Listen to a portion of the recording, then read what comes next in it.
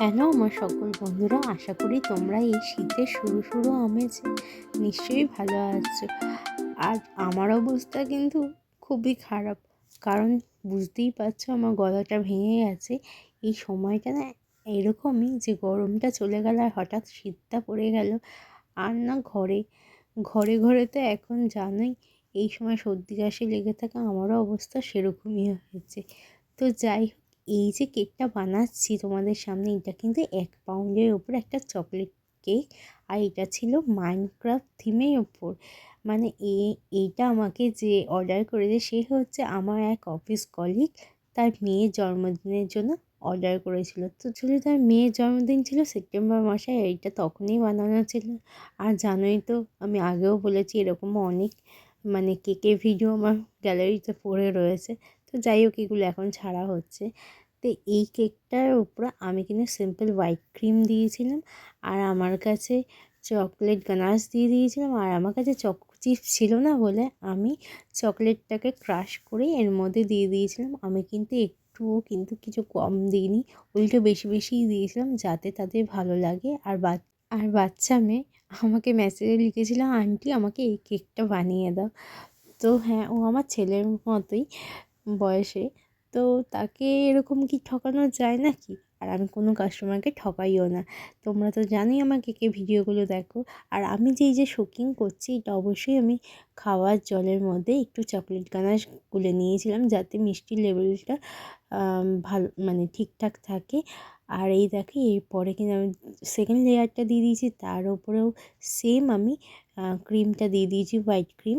এরপরে কিন্তু আমি চকলেট গানাশ দিয়েছি, ভরে ভরে কিন্তু গানাশ দিচ্ছিলাম, চারিদিকে পড়ে যাচ্ছিলো। তো জানো, মেয়েটা বলে যে আন্টি সত্যি তোমার কেকটা ভালো হয়েছে। আর এরপরে দেখো, আমি চিপসের বদলে আবার এই চকলেট ক্রাশ করে আমি এগুলো দিয়ে দিয়েছিলাম। আর তোমরা তো দেখতেই পাচ্ছ কতটা করে দিয়েছি, আর একটুও কিন্তু কম রাখিনি, বাকি রাখিনি কিছু মানে বাদ দিতে। এরপরে আমি আবার সুগার সিরাপ মানে সরি চকলেট গাদার যে সিরাপটা বানিয়েছি সেটা দিয়ে শোকিং করে নিয়েছি। আর এর ওপরেও কিন্তু আমি চকলেটে যে গানাশটা সেটাও দিয়ে দিয়েছিলাম। তো তো দেখতেই তো পাচ্ছি আমি কত চকলেট দিয়েছি। আর এরপরে আমি হোয়াইট ক্রিম দিয়ে এটাকে ক্রাম কোটিং করছিলাম। জানো তো ক্রাম কোটিং করাটা কত দরকার, যাতে কেকের যে টুকরো টুকরো গুঁড়োগুলো যে ফাইনাল যখন ডেকোরেশন হবে সেগুলো যেন কেকের গায়ে না লেগে থাকে, তাহলে কিন্তু খুব মুশকিল হয়ে যায় কেকের ডেকোরেশন করতে। তো ক্রাম কোটিং করার পর আমি কেকটাকে কিছুক্ষণের জন্য ফ্রিজে রেখে দিয়েছিলাম ঠান্ডা হওয়ার জন্য। আর এরপরে কিন্তু আমি ফাইনাল ডেকোরেশনের জন্য চকলেট ক্রিম ইউজ করেছিলাম। মানে গানাশ দিয়ে আমি চকলেট ক্রিম বানিয়েছিলাম, কিন্তু দুঃখের বিষয় আমার চকলেটটা না, যেই কেকের ডিজাইনটা পাঠিয়েছিল কাস্টমার, সেই কালারটা আসছিল না চকলেটে। তো দেখো একটু হোয়াইট হোয়াইট ভাব আসছিলো, মানে আমার চকলেটের কালারটা একটু কম পড়ে গেছিলো। তারপরে আমি একটুখানি চকলেট গানাশ এর ওপরে আলাদা করে দিয়ে দিয়েছিলাম ওই কালারটা আনার জন্য। দেখো আমি নিচ্ছি কালার। আর আমার কাছে এমনিতেও চকলেট গানাশ যখন আমি দিয়েছি, তারপরে যে একটু চকলেট কালারও অ্যাড করেছি, ফুড কালার, এই কালারটা আনার জন্য। তো দেখো এর ওপরে আমি চকলেট কালার অ্যাড করে এটাকে ডেকোরেশনের জন্য স্প্যাচুলা নাইফ দিয়ে আমি সমান করার চেষ্টা করছিলাম। তো তোমরা দেখতেই পাচ্ছ, এরকম চৌকো শেপে হলে না একটু সমান করতে খুব কষ্টকর হয়, তবুও করার চেষ্টা করেছি। যেই জায়গাগুলো একটু খাপছাড়া খাপছাড়া হয়েছিল সেই জায়গাটায় এরকম শিট দিয়ে, মানে ট্রান্সপারেন্ট শিট যেগুলো মার্কেটে পাওয়া যায়, কেকের দোকানেই পাওয়া যায়, ওটা দিয়ে আমি কোটিংটা করছিলাম। এরপরে কিন্তু কালারটা কিন্তু চকলেটই চলে এসেছিলো, যে কালারটা আমি চাইছিলাম। দেখো স্মুথলি এটা দিয়ে কোটিং করছিলাম আমি ডেকোরেশনের জন্য। তো খুব ভালোভাবে এটা স্মুথলি আর কি কোটিং হয়ে যায় ট্রান্সপারেন্ট শিট দিয়ে।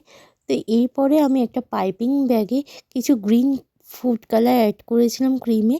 আর ওখানে একটা গ্রাস রুট যে নোজল থাকে গ্রাস বানানোর জন্য, তো ওই নোজলটা দিয়ে দিয়েছিলাম। আর এরকম একটা গ্রাসের একটা ডিজাইন বানাচ্ছিলাম।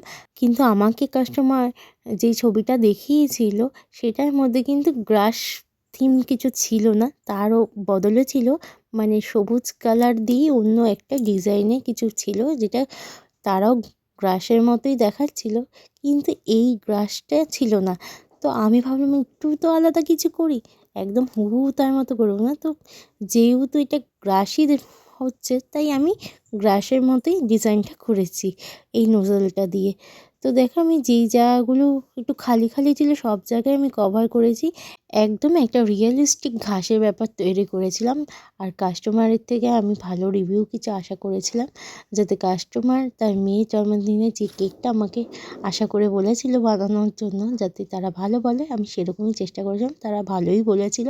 আর কেকের নিচটা তো এরকম গ্রাসের মতো বর্ডার করে নিয়েছিলাম, দেখতে কিন্তু তারপরে কেকটা ভালোই লাগছিল। কাস্টমার আমাকে যে ছবিটা পাঠিয়েছিল তার উপরে এই যে মাইনক্রাফ্টে এই কাটিংগুলো আমি বানিয়ে এনেছিলাম কেকের দোকান থেকে, এগুলো আলাদা করে পাওয়া যাচ্ছিল না।